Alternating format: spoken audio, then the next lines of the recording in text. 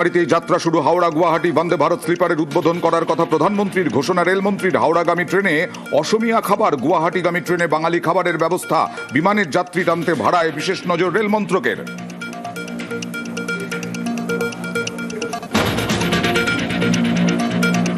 ভোটের আগে বন্দে ভারত, ভোটের বঙ্গে চালু প্রথম বন্দে ভারত স্লিপার। ভোটমুখী সিদ্ধান্ত, কটাক্ষ কুণালের, মানতে নারাজ দিলীপ। অন্য ব্যাখ্যা রেলমন্ত্রীর। প্রধানমন্ত্রীর পূর্বোদয় নীতি মেনেই পূর্বাঞ্চলের পরিকাঠামো উন্নয়নে জোর, দাবি অশ্বিনী বৈষ্ণবের।